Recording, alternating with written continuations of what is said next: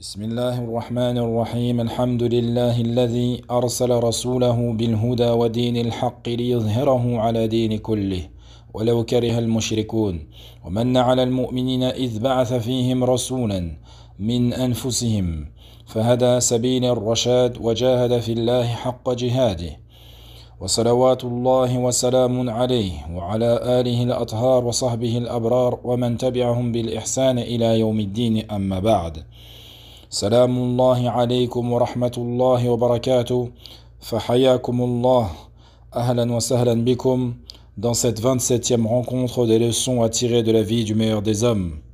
Nous avions évoqué précédemment l'événement fait au prophète sallallahu alayhi wa sallam lorsqu'il a atteint 40 ans.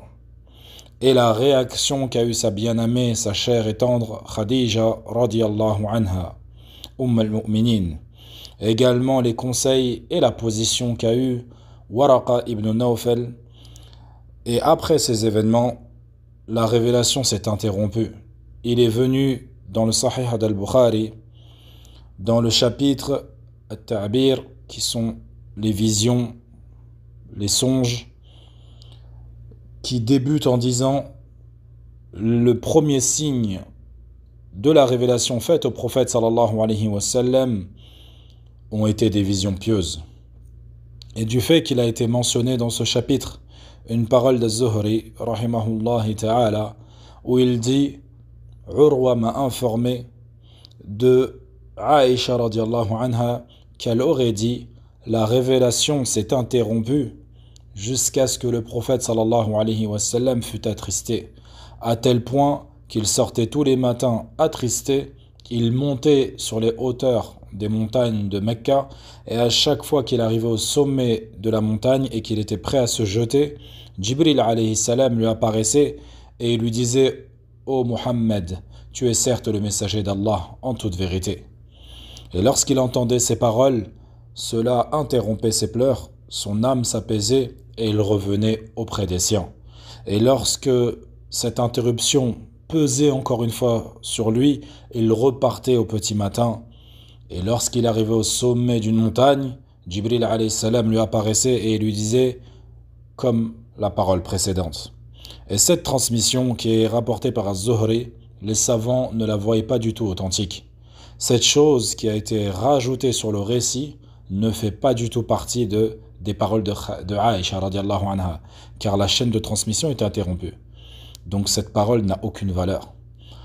Nous apportons cette précision ici, car malheureusement beaucoup de conteurs d'histoire évoquent ces récits sans préciser quant à l'authenticité de ces récits et à la faiblesse de ces récits. Alors que le prophète sallallahu alayhi wa sallam nous a avertis dans un hadith immense lorsqu'il dit à Nabi sallallahu alayhi wa sallam « Man kadhiba alayya muta'ammidan falyatabawwa'u maq'adahu minan nar » Celui qui ment sur moi volontairement, qu'il prépare sa place en enfer. Également ce récit, aucun savant de la Sunna n'a authentifié cette transmission faite par Az-Zuhri, rahimahullahi ta'ala, rahmatan wasi'a. Et ce que nous pouvons retenir et qui est authentique, c'est que la révélation s'est effectivement interrompue. Combien de temps elle s'est interrompue? Les savants ont divergé, rahimahumullahi ta'ala. Certains ont dit 40 jours, d'autres ont dit plus que cela. Et ce qui paraît évident, et qui est le plus prépondérant, Allahu a'lam, c'est que cette période n'a pas duré excessivement longtemps. Certains savants ont évoqué la sagesse de cette interruption.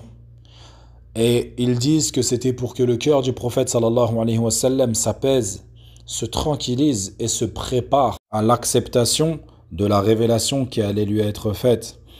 Car après ces interruptions, la révélation s'est succédée au prophète sallallahu alayhi wa sallam et elle est arrivée en grand nombre au prophète sallallahu alayhi wa sallam. La première parole qui a été révélée au prophète sallallahu alayhi wa sallam après cette courte interruption a été la parole d'Allah azza wa jal « Ya ayyuhal muddathir » قم فأنذر وربك فكبر وثيابك فطهر والرجز فاهجر ولا تمنن تستكثر ولربك فاصبر.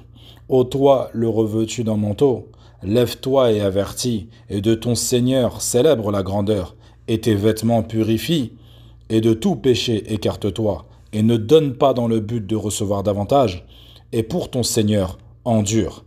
Et cela a été une interruption assez longue, mais il y a une autre interruption plus courte qui a été de 2 voire 3 nuits.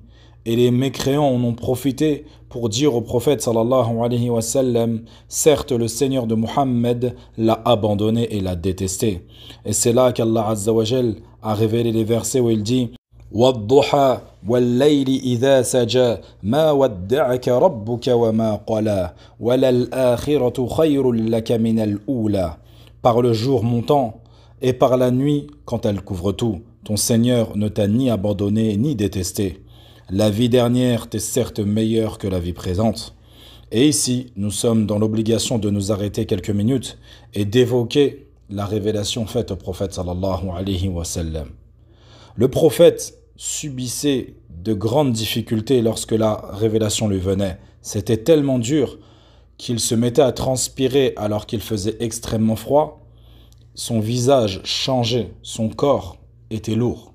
Zayd ibn Thabit nous dit, radiallahu anhu, la révélation est descendue sur le prophète sallallahu alayhi wa sallam alors qu'il avait sa cuisse au-dessus de la mienne, et j'ai bien cru que la lourdeur de sa jambe allait briser ma cuisse. Également, il avait une concentration extrême lors de la révélation pour pouvoir mémoriser le Coran. Il bougeait ses lèvres et sa langue en répétant en boucle précipitamment pour essayer de mémoriser le Coran. Et c'est là qu'Allah Azza wa Jal lui a révélé لا تحرك به لسانك لتعجل به إن علينا جمعه وقرآنه فإذا قرأناه فاتبع قرآنه. Ne remue pas ta langue pour hâter sa récitation. Son rassemblement dans ton cœur et sa fixation dans ta mémoire nous incombent, ainsi que la façon de le réciter. Quand donc nous le récitons, suis sa récitation. Et ceci était pour alléger le prophète sallallahu alayhi wa sallam. Également, An-Nabi sallallahu alayhi wa sallam, comme nous le rappelle l'auteur du livre Sirat al-Nabawiyya al-Sahiha li Akram al-Diya al-Umari, il dit, le prophète sallallahu alayhi wa sallam éprouvait un désir et un souci de vouloir retenir. Il était tellement intense dans cela qu'il se précipitait dans la récitation. Il récitait en même temps que Jibril. Comme il est venu dans le Coran, lorsqu'Allah Azza wa Jal il dit وَلَا تَعْجَلْ بِالْقُرْآنِ مِنْ قَبْلِ أَنْ يُقْضَى إِلَيْكَ وَحْيُهُ وَقُلْ رَبِّ زِدْنِي عِلْمًا. Et ne te hâte pas de réciter le Coran avant que ne te soit achevée sa révélation. Et dis, ô Seigneur, accrois mon savoir.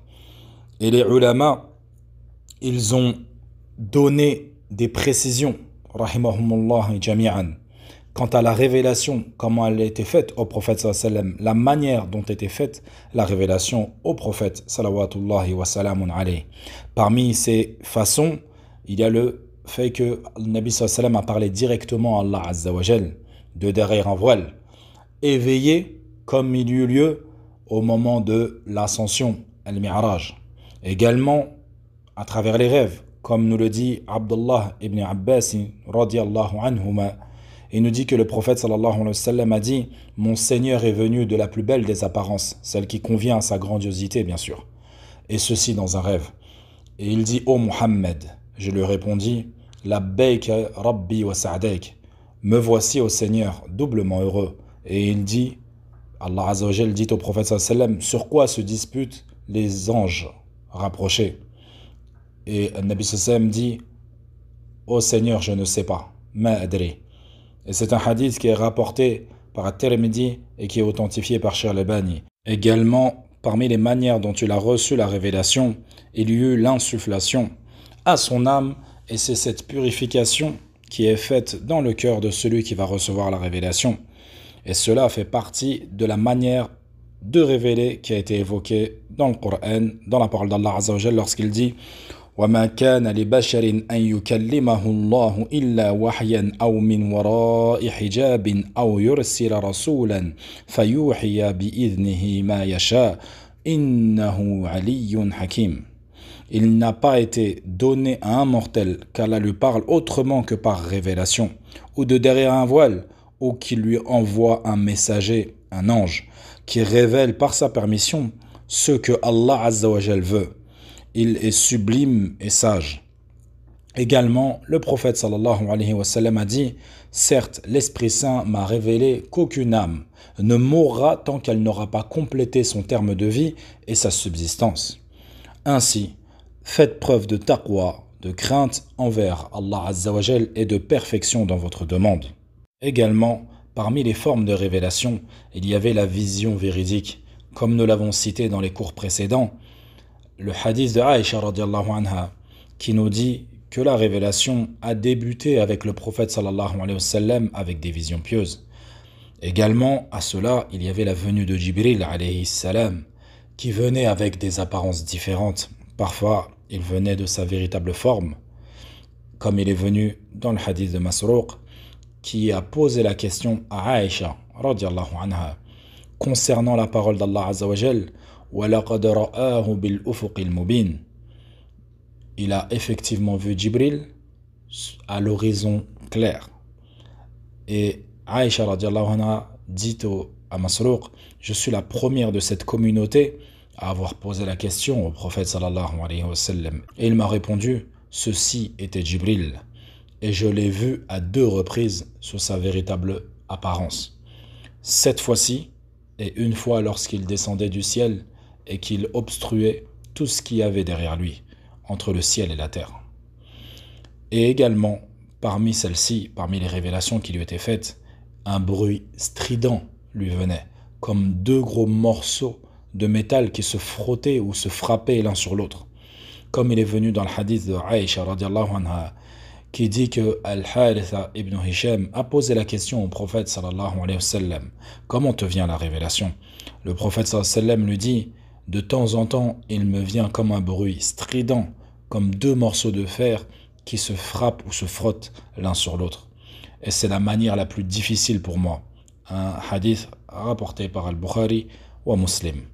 Et l'imam Al-Baghawi nous dit, rahimahullah wa ra'ah, nous dit salsalat al-hadith, que beaucoup traduisent par le bruit de la cloche.